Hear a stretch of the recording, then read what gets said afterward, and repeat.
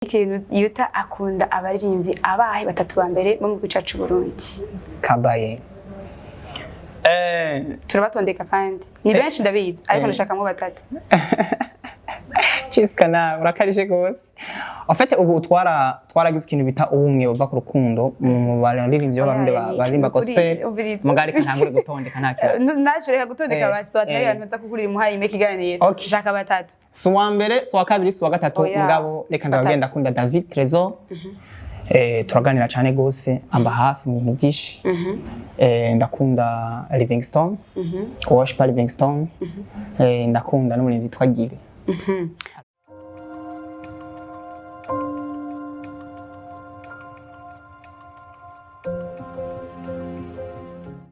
Hello bakunzi ba Fresh TV 57 twongeye kubaramutsa ubugira kandi tubabwira muri bo canke mwaramutse bivanye naho muherereye uyu munsi twazifise undi mutumire mushasha mu kiganiro cacu ico nshoboye reka tumikaze noneho atwidondore maze dushobore kwinjira mu kiganiro cacu nyezina mumenye uwo tugiye kuganira turabaye ikaze hamwe na Kristo canke shalom shalom bivanye n'umwe wese aherereye turabaramukije mu izina rya Yesu Kristo ni Yannick Yutta muri ko muravugana kuri televiziyo yacu Fresh TV. Mwarahezegwe cyane. Murakoze cyane turi bayikaze Yannick Yutta. Akantu tanguriye ko ngo hamwe na Kristo canke shalom shalom imengo nakantu gashasha je nshaka kuba numvise gasobanura iki? Shalom shalom sigura indamukanyo y'amahoro. Ndavuga amatanguriye ko hamwe na Kristo naco ni indamukanyo twebwe dukoresha muri eglise wacu. Ivuga ngo hamwe na Kristo dutuma biba.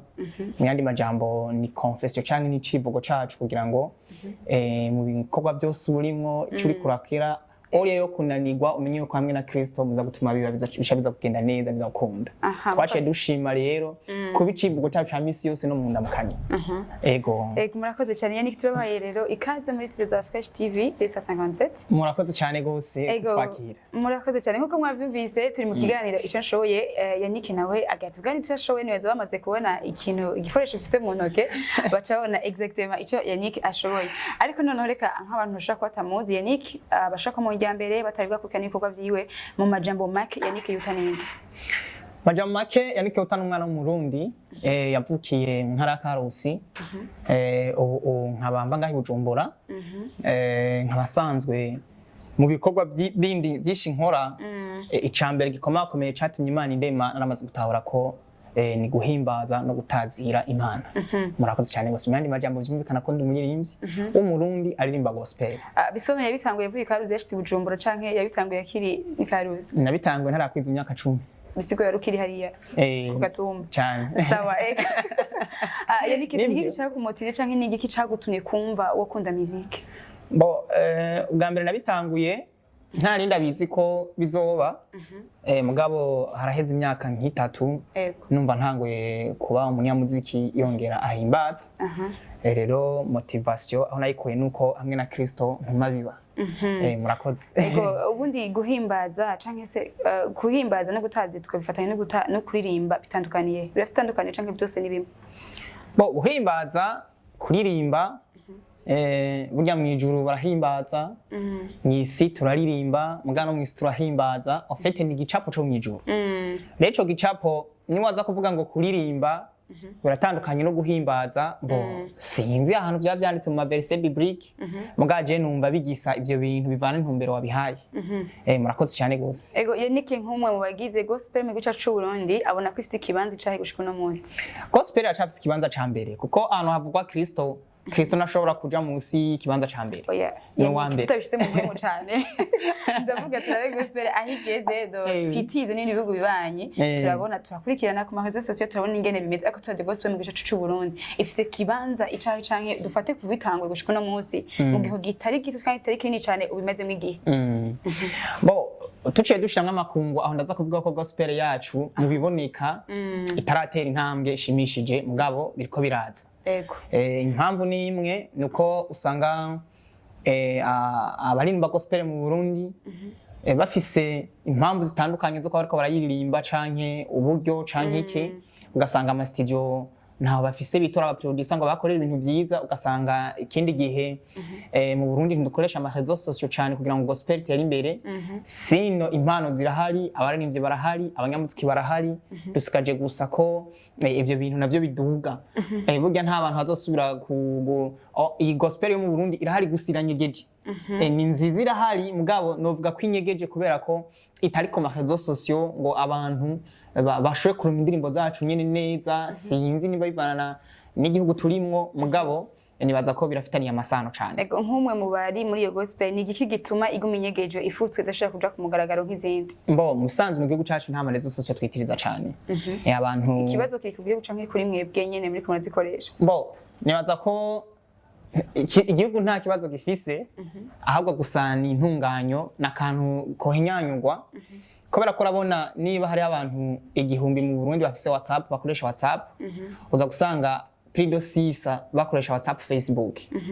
Cyangwa rero nyimba abantu 4 sabonyene aribo bashobora kuba bakoresha ama réseaux yose, kuja ku YouTube, ku ma platform atandukanye, uza gusanga ari bakibaza gukurikirana ibikorwa by'abarundi ngo biteze imbere. Kubera ko ama platform ubu arahemba, arariha kera abantu bagurisha ama CD bakabaha amafaranga, mu gubu by'ama CD ntibikihari. So indirimbo isorera ku YouTube, ku ma platform, aho roco usanga kubera abantu bake baja kwera mu ma platform, usanga umengo gospel yaciranyegeje. Ico ni kimwe. Kigira kabiri, kuronka ama produit meza, ama studio meza.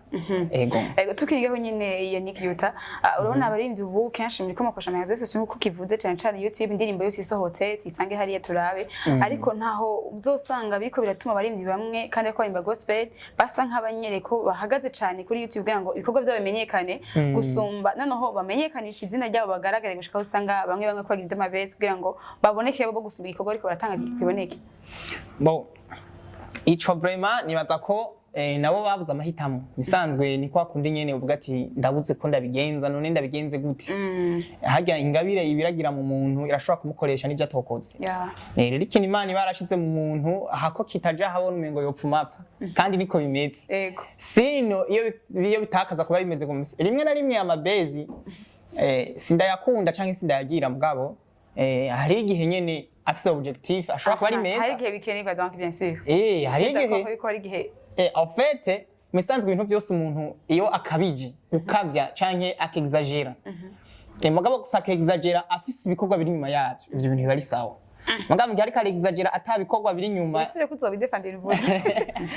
Ariho nk'umuririmbyi umwe nk'akarorero usanga yakoze clip yiwe agashira ku bitambara, ugasanga ariko atembera mu ndege, ariko atembera n'ahandi, uwa exagera mu bintu ariko arakora. Uriko urabiraba wogira umengo ntibigezweho mugabo iyo video yiwe iraza kumuha amafaranga kubera ko yagerageje gukora ibintu abantu baza gukikamishwa no kubiraba. Cyo ugasanga yasohoye amajambo aza gutuma abantu baza kwiyumvira none ibi bintu yaririmbye n'ibiki, reka tuze kuraba ivyo ama clip ndana rimwe. Rero rimwe na rimwe ivyo bintu biravana objectif kugira ngo aduze visibility, navyo bibaho. Ego. Reka noneho tuve muri rusange twinjire muri Yannick Yutta, mu bikorwa byo amaze kugaragaza mu myaka atari mike cyane atari myinshi cyane gushika no munsi yafite indirimbo zingana gute zimaze kuja ku mugaragaro? Zimaze kuja ku mugaragaro ni indirimbo 4. Zitaraja ku mugaragaro. Iya mbere yitwa Ubundigina, kabiri yitwa My Story, ya gatatu yitwa Nahawe Isezerano, ya kane yitwa Ubumenyi bw'ubuzima. Yannick Yutta mu kwandika nirihe banga ahagarara kugira ngo ashobore gushika hagaragaza indirimbo yiwe? Ico kintu rero kirakaze gose kibanga umuntu ahagarara ku mugabo gusa. Jewe mpimbaza cyane igikorwa Imana yakoze biciye umwana wawe Yesu Kristo. Niho keshi mbandi mfise ama revelation menshi cyane.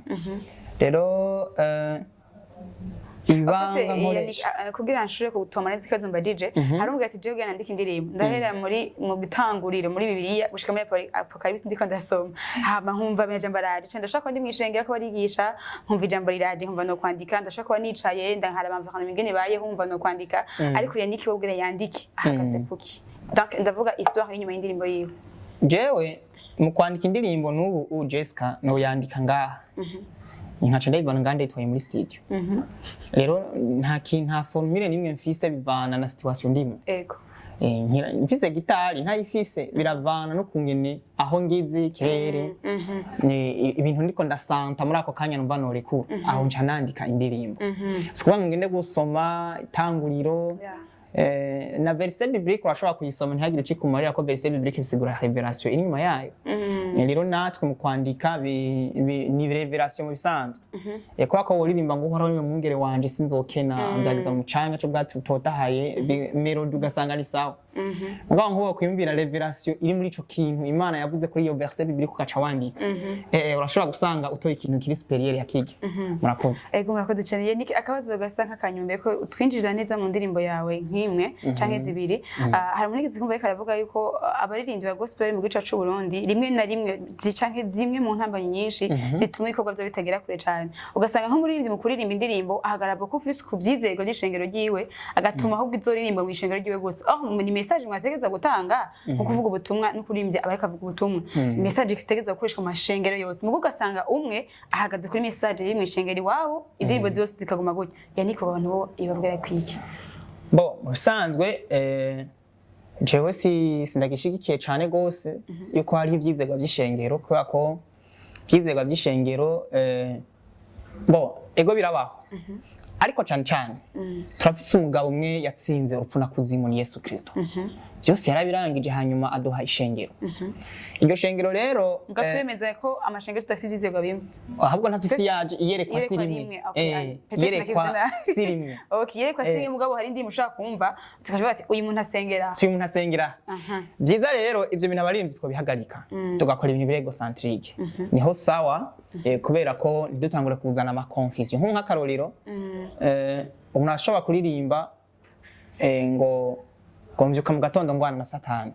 ubundi nawe agaca avuga ngo sinkigwana na satani bari abo bantu babiri baratandukanye kandi gusa ko ni indirimbo mpimbazamana bariko bari indirimbo mpimbazamana rero mugabo kandi n'ikindi novuga umuririmbyi mwiza n'umuntu uzi ijambo ry'Imana ashobora kujustify ivyo yaririmbye iyo yabikuye yishimikije ukuri kw'ijambo ry'Imana aho ni sawa ntaba aragenda kuvyizegwa vy'ishengero abakiri mukuri kw'ijambo ry'Imana ni murakoze cyane reka rero kurangiza utubwire ku ndirimbo yawe nahawe isezerano ni isezerano wahawe n'Imana canke byakuje ngo tuge gushaka kwandika iyo ndirimbo ni ijambo ry'Imana c'est pas isezerano ryanje ko mutere ni ryatwese navuze ati nahawe isezerano ko misi yanje yo kubaho nakigwana satani bisigura biti wibuke Jessica ikintu cabaye kuri Yesu Kristo kandi akagusigurira gatoya umunsi umwe Adamu yakoze icaha hanyuma umunyabyaha umwe ari wa Adamu aca kwegera bibi yavuga ngo n'abatacumuye n'inzoya zavutse ziharuka ko igicumuro c'umuntu umwe biravuga rero kuko umuntu umwe yakwegeye abantu bose umuvumo